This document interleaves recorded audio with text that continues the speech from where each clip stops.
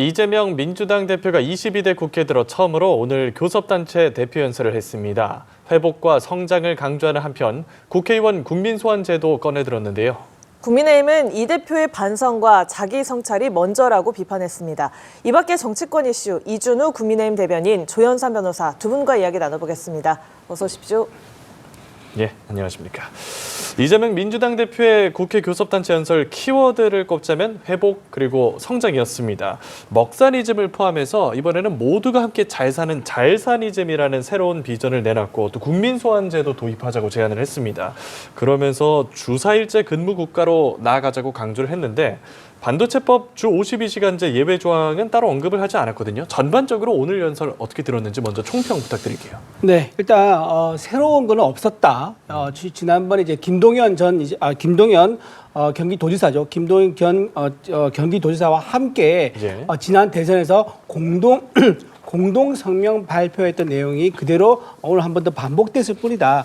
그런 말씀드리고요. 특히 주 4일제 같은 내용은 그때 김동연 지사와 함께 같이 적극적으로 추진하자라고 했었는데 이게 무슨 이제 공약이라든가 정책을 가로채게 하는 거냐, 베끼게 하는 거냐라는 지적을 좀 받을 수 있는 거고요. 또 국민 소환제라는 제도도 마찬가지입니다. 그때 김동연 지사와 같이 함께했던 내용이다 말씀을 드리고요. 지금 이번에 먹사니즘, 잘사니즘 얘기했는데 결국은 경제와 민생 활성화 통해 가지고 국민들이 좀 편안하게 살 수 있도록 하자는 거 아니겠습니까? 그러면 기업이 잘 돌아가야 됩니다. 그런데 기업을 옥죄다 그러면 무슨 정부에서 배급을 하지 않는 한 국민들이 잘 살기 어렵지 않겠습니까? 그런데 기업이 현재 어떤 상황이냐? 민주당이 추진하고 있는 노란봉투법에 의해서 불법 파업을 유도할 수 있는 그런 위험이 있고요. 또 하나 국회 증감법 개정을 통해서 기업의 기밀들이 굉장히 유출될 수 있는 또는 상대 경쟁 기업이라든가 또는 해외에 있는 특히 중국에 있는 기업에 넘어갈 수 있는 그런 위험이 있는 입법들이 많이 나오고 있기 때문에 반시장적이고 반기업적인 그런 기업 정책을 추진하고 있으면서 잘사니즘을 얘기한 거는 좀 맞지 않다. 그래서 오히려 우리 국민의힘에서는 뻥사니즘이 아니냐 이제 그런 비판을 하고 있습니다. 예, 뻥사니즘이라는 말까지 나왔습니다. 오늘 이번 이재명 대표의 그런 연설 자체를 살펴보게 되면 사실상 민주당의 전통적 가치관을 그대로 지키면서 성장에 대한 담론을 그대로 내세웠다고 보여질 수가 있죠. 내용 그대로 살펴보게 된다면 국민의힘이 반대할 만한 사정이 전혀 없습니다.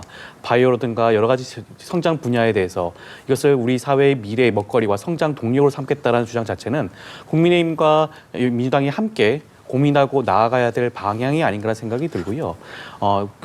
수차례 이재명 대표는 실용주의적인 노선을 밝혔죠. 그전에도 여러 가지 가상화폐 자산 과세 유예라든가 아니면 금투세 폐지라든가 여러 가지 사안에 있어서 실용주의적인 노선을 견지를 했고요. 이번 발표를 통해 가지고 민주당의 기본적 가치관과 성장을 함께 이룰 수 있다는 그런 모습을 제대로 보여준 게 아닌가 생각이 들고 여기에 대해서 여야가 없는 게 아닌가 생각이 듭니다. 예, 이재명 대표의 연설에 대한 여당의 반응을 좀 먼저 짚어보면요. 권영세 비대위원장이 오락가락 정치가 점입가경이다. 오로지 집권을 위해서 부도수표를 남발한다. 이렇게 이재명 대표의 우클릭 행보를 굉장히 비판하고 있는 모습입니다. 네, 그렇습니다.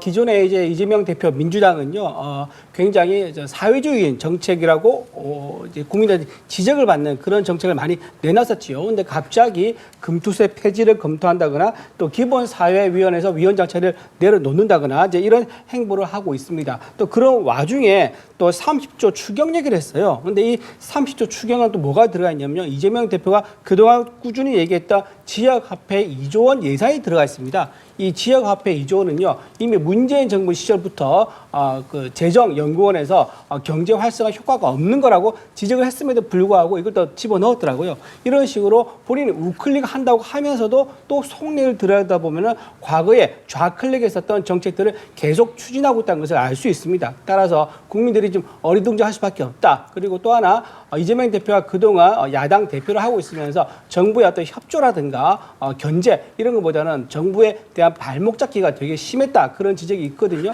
그러다 보니까 아마도 본인들은 조기 대선을 이제 가정을 하면서 어떤 지도자의 면모를 보여주기 위해서 우클릭 행보를 하는 게 아닌가 이제 그런 지적이 나온 것 같습니다. 예, 변호사님께서는 권영세 비대위원장의 반응 어떻게 보셨어요? 국민의힘 입장에서는 이재명 대표의 그런 실용주의 노선 자체가 못마땅하겠죠. 자칫 잘못하면 본인들이 못하는 그러한 일들을 추진할 수가 있고 중도층으로서의 외연 확장도 이루어질 수 있기 때문에 아마 부정적인 지적을 아마 할 수밖에 없을 겁니다.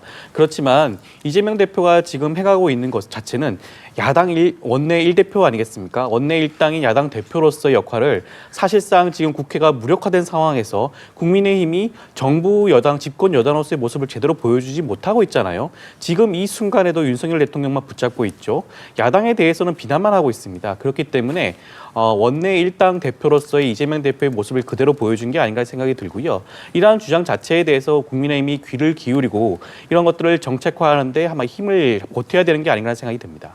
예, 알겠습니다. 이제 탄핵 심판 얘기로 넘어가 보도록 하겠습니다.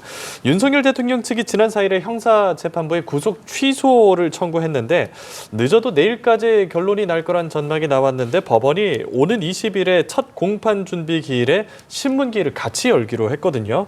이 같은 법원의 결정 배경에 대해서 뭐라고 생각하십니까? 아마 헌재의 어떤 지금 지난번에 한덕수 총리에 대한 어떤 판단을 할 때 예. 3일 앞두고 이걸 연기를 3일 앞두고 자료를 요청했었고 당일날 이걸 연기를 했거든요. 아마 그거를 본 거 하나 그리고 또 하나 국민 여론이 심상치 않은 거 하나 이 두 가지. 그러니까 국민 여론이 지금 헌재가 굉장히 편향되어 있다 이런 지적을 많이 하고 있지 않습니까? 헌재가 속도전을 벌리고 있으면서 편향된 답을 정해놓고 하는 게 아니냐라는 이런 오해를 받고 있다는 점에 대해서 아마 형사법원에서도 좀 판단을 한 것 같습니다. 고려를 네. 해가지고 하는 건데 형소법 93조에 따르면요. 구속 사유가 없는 경우, 즉 구속 사유가 소멸됐을 때는요.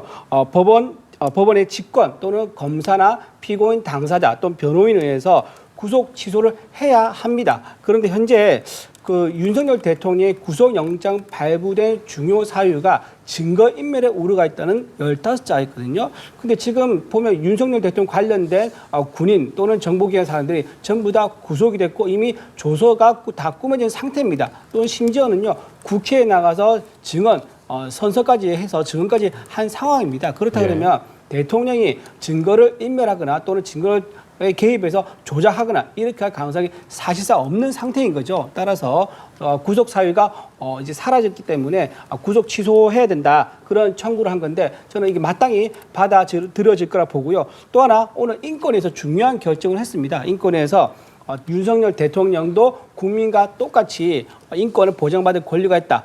피의자의 인권이 있다라고 얘기를 하면서 구속 수사를 좀 피해달라라는 의결을 했다고 합니다. 여기에 대해서도 굉장히 아마 영향을 주지 않을까 생각합니다. 예, 헌재도 머리가 많이 복잡할 것 같은데 판단 근거 어떤 게 있겠습니까? 글쎄요, 구속 취소에 대해서 재판부가 기일을 지정한 것 자체는 저는 의례적이라는 것으로 살펴볼 수가 있지 않을까 생각이 듭니다. 어찌됐건 윤석열 대통령 측에서는 구속 취소를 청구한 마당이고 여기에 대해서 한번 심의를 통해서 한번 살펴보겠다는 그런 의중으로 저는 여겨지고요. 만약에 재판부가 국민의 여론이라든가 아니면 요즘 불거지고 있는 뭐 탄핵 반대 집회라든가 이런 것에 휘둘리지는 않을 것이라고 봐요. 당연하게도 법리적으로 판단할 수밖에 없을 것이라고 여겨지고요. 앞서 대변인께서 뭐 구속 취소 사유 중에 하나로 뭐 증거 인멸이 사유가 없지 않냐라는 말씀을 하셨는데 그것을 문헌 그대로 해석할 수는 없습니다. 증거 인멸 우려가 높다는 것 자체는 어떤 의미냐면 법정형이 굉장히 높은 그런 중범죄자의 경우에는 뭐 구체적으로 그 사람이 그 증거를 인멸하지 않더라도 증거인멸 우려가 높다라고 보는 것이 우리 형사법의 태도거든요. 지금 윤석열 대통령의 그런 혐의가 뭡니까? 내란 수괴 혐의예요. 내란 수괴 혐의는 사형 아니면 무기징역입니다. 그렇다고 한다면 당연히 증거인멸 우려가 높다라고 보는 것이 당연하다고 할 수가 있겠고요. 이미 구속영장이 발부된 상황에서 이 앞선 재판부가 그런 동일한 사유로 발부를 했음에도 불구하고 지금 현재 재판부가 이를 취소시킨다? 저는 현실적으로 굉장히 그 가능성이 낮을 것으로 보여지고요. 기일 지정한 것 자체는 윤석열 대통령이 지금까지 있는 절차도 그대로 요청을 했지만 없는 절차도 진행을 했었습니다. 그렇기 때문에 그런 절차적인 문제에 있어서 혹여라도 윤석열 대통령 측의 그런 공격을 차단하기 위해서 기일을 지정하고 심리를 하고 판단하지 않을까라는 생각이 듭니다. 예, 헌재 변론에 출석한 윤 대통령 탄핵 심판 증인들이 증언을 제대로 하지 않거나 이 심판정에서의 진술과 최초 검찰 진술과 좀 달라지는 부분도 일부 있었는데요. 윤 대통령 측에서는 이를 두고서 검찰 조서는 증거로 쓰일 수 없다라는 입장이고 헌재는 박근혜 전 대통령의 탄핵 심판 때 그 선례가 있어서 증거 능력이 있다. 무엇을 신뢰할지는 재판부가 판단할 사안이다. 이렇게 이야기를 했는데요. 좀 양측 입장이 많이 다릅니다. 이제 헌법재판소는요, 탄핵 심판에 대해서 형사소송법 절차를 준용한다라고 되어 있습니다. 즉 다시 말해서 증거 법칙이라는 대원칙을 따르도록 한다는 얘기인데요. 증거 법칙이라는 것은 뭐냐면 피고인의 인권을 보호하는 거 하나, 그리고 오염된 또는 잘못된 증거를 배척시켜서 실체적 진실을 밝히는 거 하나, 이 두 가지 이유 때문에 증거 법칙 대원칙을 만드는 겁니다. 그럼에도 불구하고 지금 헌재에서 뭐라고 했냐면 조서에 변호사가 참석했다는 이유만으로 증거를 채택한다라고 일방적으로 가고 있는 거예요. 근데 당사자가 동의하지 않았을 뿐만 아니라 이렇게 헌재에 나와서도 진술이 최초했던 진술과 다른 배척되는 모순된 진술이 상당히 많이 나왔단 말이에요. 애당초 메모가 원본이 아니었다는 것도 밝혀졌었고, 또 그 메모에 본인이 가필했다는 것도 밝혀졌었고, 그리고 본인이 필체가 아니라는 것도 밝혀지면서 그러면 제3자의 필체가 누구냐 했더니 그건 또 얘기하지 않고 있습니다. 그러면 정치인의 필체가 들어갈 수도 있다는 거 아닙니까? 그리고 곽정근 사령관의 진술, 국회의원 끌어내라, 체포해라 이런 말이 전혀 없었다는 게 부하 직원에 의해서 나오고 있는 상황입니다. 그럼에도 불구하고 최초 했던 진술만 증거로 채택하겠다. 이건 헌재가 편향성을 스스로 자초했다라고 생각하고요. 증거 채택이 되지 않은 그런 조서들이 이미 언론에 유출되면서 많은 선입견을 좀 심어준 것도 있었습니다. 그런 것도 있었고, 또 진술, 증언이 번복됐다는 면에서 또는 뒤바뀌었다는 면에서 이건 굉장히 부당하다. 지금 헌재에 대한 국민들의 여론이 어떤지 헌재가 좀 각성을 해야 된다라고 생각합니다. 예, 헌재의 주장이 좀 일방적이고 편향적이다라는 말씀을 하셨는데요. 윤석열 대통령 측에서 어떠한 전략을 쓰고 있는지 저는 좀 너무 좀 아쉬운 부분이, 이렇게까지 계속해서 헌법재판소를 공격하고 절차적인 문제점을 지적하는 것이 과연 이번 결정에 유리한 국면을 맞을 수 있을 것인가라 좀 지적을 하고 싶고요. 헌법재판소, 대법원과 헌법재판소는 우리 법원에서 최고 결정기관입니다. 헌법재판소의 경우에는 재판 진행에 있어서도 그들이 결정할 수 있는 권한이 분명히 있는 거예요. 형사재판을 준용한다고만 되어 있지 그것을 따를 의무가 있는 것은 아닙니다. 과거 박근혜 전 대통령의 탄핵 사건의 경우에도 마찬가지로 이러한 조서들이 그대로 증거 능력이 인정받고 그런 증거로서의 그런 가치를 인정받았던 사례가 분명히 있죠. 이번에 헌재가 동일하게 입장을 밝혔음에도 불구하고 무리하게 그런 주장을 하는 것 자체가 좀 저는 문제가 있다는 말씀을 좀 드리고 싶고요. 그리고 지금 문제가 되는 부분은 하나가 그게 있습니다. 김용현 전 장관의 변호인이 수방사령관과 방첩사령관을 사전에 접견했다는 그런 보도가 나오지 않았습니까?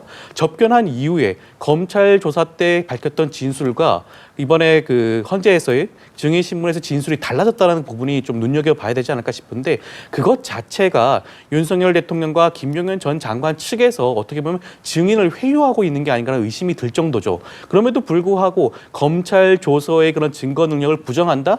저는 오히려 앞뒤가 맞지 않는다는 주장이라는 생각이 들고요. 앞서 대변인님께서는 곽종근 사령관이라든가 홍장원 차장에 대한 진술을 말씀을 하셨는데, 제가 알고 있는 사실과 전혀 다른 말씀을 하시는 것 같아요. 곽 전 사령관의 경우에는 분명히 의사 의결 정적수 숫자에 대해서 분명히 말을 했고요. 그리고 끌어내라는 말도 분명히 했습니다. 단지 인원이냐 요원이냐 사람이냐에 대해서 말이 조금 살짝 엇갈렸을 뿐이에요. 그런 지엽적인 것 때문에 그런 진술 자체가 신빙성이 떨어진다는 생각이 들지는 않고요. 홍장원 차장의 그런 메모도 마찬가지입니다. 최근 보도에 따르면 방첩사의 국민의 과장의 경우에 그런 동일한 메모를 작성을 해서 이를 검찰 진술서로 제출했다라고 보도가 나와 있잖아요. 그렇다고 한다면 홍장원 차장의 메모 자체도 그 진술의 신빙성을 인정할 수가 있는 겁니다. 그렇다고 한다면 지금 모든 윤석열 대통령 측의 주장 자체가 무너진다고 할 수가 있겠죠. 예, 알겠습니다. 이번 주 목요일 8차 변론 기일까지만 현재 탄핵 심판 변론 기일이 잡혀 있는데, 증인 출석 등으로 변론 기일이 늘어날지 안 늘어날지 요즘에 얘기가 나오고 있거든요. 늘어날까요? 늘어나야 한다고 봅니다. 지금 예. 남은 지금 두 번의 변론 기일이 있는데, 이때는 지금은 3명씩 하고 있거든요. 변론을 했었거든요. 그런데 남은 두 번의 변론에 대해서는 4명씩 하자라고 얘기를 하고 있더라고요. 그러면 더 변론을 할 수 있는, 반대 신문을 할 수 있는 시간도 줄어들겠죠. 그렇기 때문에 오히려 이거는 지금 계속 말이 반복되는 거지만 헌재가 이렇게 속도전을 펼친다는 오히려 스스로 자초를 하는 면이 있다. 그래서 이런 평양성 문제, 속도적 문제를 불식시키기 위해서는 추가 변론기를 늘려서 대통령이 가지고 있는 정당한 반대 신문을 보장해야 한다. 더군다나 이게 진술이 지금 헌재에 와서 최초 조서랑 다루고 있는 게 계속 나타나고 있단 말입니다. 그러니까 내란 혐의에 대한 그 혐의에 대한 증거가 뿌리채 흔들리고 있는 거기 때문에 이거를 그냥 넘어갈 수는 없는 거다. 충분히 반대 신문권을 줘가지고 뿌리채 흔들리고 있는 내란 혐의의 실체를 밝히는 것을 보장해줘야 한다라고 생각합니다. 변론 기회를 늘린다 하더라도 2월 중에는 마무리하고 3월 중 선고하지 않겠나 이런 전망도 나오고 있는데 이 부분은 어떻게 보십니까? 저는 변론 기일 자체는 늘어날 수 있다고 보여집니다. 근데 저는 그 이유는 다르게 생각이 되는데요. 마은혁 재판관에 대해서 임명 절차가 마무리가 된다고 한다면 마은혁 재판관은 이 재판 심리 절차를 처음부터 함께 하지 않았기 때문에 변론 갱신 절차를 진행을 해야 됩니다. 그렇기 때문에 추가적인 변론 기일이 지정될 가능성은 분명히 있을 것으로 보여지고요. 그리고 박근혜 전 대통령의 사건의 경우에도 증인신문이 마무리되고 난 다음에 한 차례 정도 변론기일을 진행을 했습니다. 그 변론기일에서 그동안의 진행상을 한 차례 정도 정리한 다음에 선고기일이 지정이 되었던 전례가 있죠. 그렇다고 한다면 이번 윤석열 대통령의 파면 사건의 경우에도 동일하게 변론기일이 추가로 지정될 가능성이 저는 있어 보이고요. 그것은 한 많아도 2차례 정도 변론기일이 지정될 가능성이 있지 않나 싶고 그렇다고 한다면 2월 중으로 변론은 종결될 가능성이 굉장히 높고요. 그렇다고 한다면 박근혜 전 대통령의 사례처럼 10일 안에 선고기일이 지정될 가능성이 굉장히 높습니다. 그렇다고 한다면 3월 초에는 선고기일이 지정되고 선고될 가능성이 높지 않나 생각이 드는데 그것은 박근혜 전 대통령의 사건의 경우보다 지금 사건의 경우가 굉장히 간이하고 되게 명확하게 판단할 수 있는 사건이라고 할 수가 있거든요. 그렇기 때문에 저는 3월 초쯤에는 충분히 선고할 수가 있지 않을까 생각이 듭니다. 네, 이런 가운데 오늘 인권위원회가 윤 대통령의 방어권 보장 안건을 수정 의결했습니다. 이 수정 의결된 부분이 앞으로의 탄핵 심판 그리고 형사 재판에 어떤 영향을 미치게 될까요? 예, 불구속 수사를 권고를 의결했지요. 네, 지금 그 헌재가 굉장히 반인권적으로 윤석열 대통령에 대한 재판을 진행하고 있다, 심판을 하고 있다라는 여론이 굉장히 높습니다. 실제로 아시아투데이가 의뢰한 한국여론평판연구소의 6차 정례 여론조사 결과에 따르면요, 헌재 재판에 대한 공정성에 대해서 묻습니다. 거기에서 49%가 의문이다라고 답합니다. 그러니까 여론조사 응답자의 절반이 헌재가 공정하게 재판하고 있는지 의문이다라고 답을 했기 때문에 이런 의문을 풀기 위해서라도 헌재는 대통령이 가지고 있는 인권, 반대 신문권을 보장할 필요가 있고요. 특히 질문 같은 거 할 때 시간 제한을 두고 있는 거 있지 않습니까? 이런 게 있습니다. 거짓말을 해서 공격하는 사람들은요, 아주 간단합니다. 큰 거짓말을 단순하게 반복해서 하면 되는 거지만 그걸 해명한 사람들은요, 굉장히 많은 시간이 걸립니다. 그러니까 해명의 늪에 빠질 수 있는 거예요. 그러다 보니까 오히려 해명한 사람들이 뭔가 지금 완전히 해소되기 전까지는 계속 오해를 받을 수 있는 그런 상황 자체가 되어버린단 말이에요. 그렇기 때문에 이렇게 해명을 해야 되는 그런 늪에 빠져 있는 이런 상황 자체를 좀 보장을 해줘가지고 이건 단심제입니다. 일반 재판과 달리 지방법원, 고등법원, 대법원까지 가는 3심제가 아닌 단심제이기 때문에 더더군다나 대통령의 반대 신문권 시간을 꼭 보장해줘야 되고요. 또 하나 말씀드린 거는 지금 질문을 미리 제출해달라고 했거든요. 이것도 헌재하고 사법에서 처음 있는 일이에요. 질문을 먼저 주게 되면 상대방은 질문에서 어떻게 준비하겠습니까? 변호인이라든가 또는 관련 증인들과 함께 말을 맞출 수 있겠지 않습니까? 바둑을 둘 때 내가 어느 수에 둔다, 다음 수가 뭐다라고 말하지 않고 바둑을 두는 것과 마찬가지로 상대의 모순이라든가 허점을 파고들기 위해서는 또는 증명하기 위해서는 미리 질문지를 주는 것은 굉장히 맞지 않다. 그런 면에서 오늘 인권위 결정은 굉장히 반갑고 바른 결정이라고 생각합니다. 예, 반면에 야당에서는 인권위 결정에 굉장히 강하게 비판을 하고 있죠. 이번 인권위 주장 자체가 굉장히 무책임하죠. 헌법재판소가 헌법재판 심리를 담당하는 곳입니다. 헌법재판소는 거듭 말씀드리지만 우리 헌법이 정하고 있는 최고이자 최후 의결 결정기관이라고 할 수가 있죠. 그럼에도 불구하고 그런 사법기구에 대해서 이런 식으로 지적을 한다? 저는 굉장히 문제가 있다는 생각이 들고요. 그렇기 때문에 인권위원조차도 전원 찬성한 것은 아니지 않겠습니까? 일부 의견이 갈렸던 부분이 분명히 그런 것으로 보여진다고 할 수가 있겠고요. 이미 윤석열 대통령에 대한 방어권은 충분히 보장되고 있습니다. 지금 앞서 말씀하신 것 중에 증인신문 시간이라든가 그런 것 자체는 양쪽이 동등해요. 국회도 동일한 시간입니다. 그리고 윤석열 대통령 측도 동일한 시간 동안 증인 신문을 할 수가 있는 것입니다. 그리고 우리 법에 따르면 이 모든 것은 헌법재판관이 정할 수가 있습니다. 그럼에도 불구하고 헌법과 법률을 뛰어넘는 그런 결정을 해달라 그것 자체가 문제가 있다고 할 수가 있겠죠. 그리고 방금 말씀하신 반대 신문 사항도 마찬가지입니다. 우리 헌법재판소법에 따르면 헌법재판관이 그런 질문 사항을 제출하는 시기를 정할 수 있도록 정해져 있습니다. 그렇기 때문에 반대 신문 사항도 사전에 제출하도록 정해져 있는 것뿐이고요.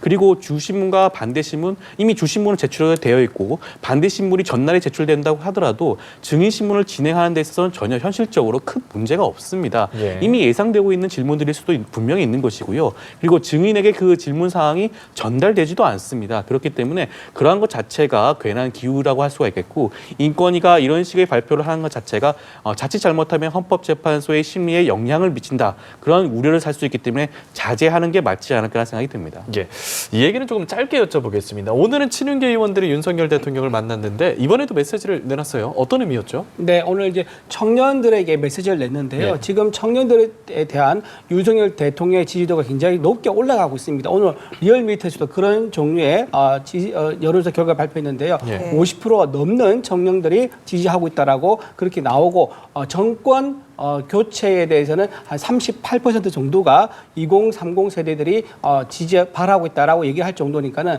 굉장히 젊은 청년 세대들이 현재 탄핵 과정을 보면서 굉장히 무도하고 굉장히 부정확하다 그리고 불합리하다라는 생각을 많이 가지고 있다. 거기에 네. 대해서 윤석열 대통령은 어떤 유도하거나 그런 건 아니고요. 청년들에게 본인의 어떤 생각을 나타내는 거에 불과한 거지 이거를 청년들에게 독려하거나 유도한 거라고 좀 보기 어렵지 않나 생각합니다. 예, 뭐 예. 지금 여론조사 말씀을 하셔서요. 오늘 발표된 여론조사 바로 이야기를 좀 해보겠습니다. 리얼미터가 6일에서 7일 전국 18세 이상 유권자 1,002명을 대상으로 실시한 조사 결과인데요. 집권 여당의 정권 연장을 지지한다는 응답 45.2%, 야권의 정권 교체가 필요하다는 응답 49.2%. 이 응답이 3주 연속 오차 범위 내에서 접전 양상을 벌이고 있는데 이 상황 어떻게 해석을 해봐야 될까요? 일단 기본적으로는 보수와 진보 양 진영이 결집하는 모습을 보여준다고 할 수가 있겠죠. 그중에도 어떻게 보면 윤석열 대통령에 대한 탄핵이 임박한 시점에서 위기감에 처한 보수층이 조금 더 결집을 한다고 볼 수가 있겠습니다. 여전히 중도층은 어떠한 결정도 내린 것으로 보여지지 않다고 할 수가 있겠고요. 저는 그렇기 때문에 윤석열 대통령이 이번 헌법재판소에서 파면 여부가 결정되는 그 시점이 굉장히 중요하다는 생각이 듭니다. 파면 여부가 결정나는 순간 지금까지 나와 있던 각종 여론조사는 충분히 요동칠 수가 있다고 보여지고요. 예. 만약에 파면이 인용되는 순간 지금과 같은 그런 오차 범위 내의 그런 결집보다는 충분히 그 격차가 벌어지는 그런 양상을 보여줄 수 있지 않을까 생각이 듭니다. 예, 알겠습니다. 정치권 이슈 이준우 국민의힘 대변인 그리고 조현삼 변호사와 함께 나눠봤습니다. 오늘 말씀 두 분 고맙습니다. 고맙습니다.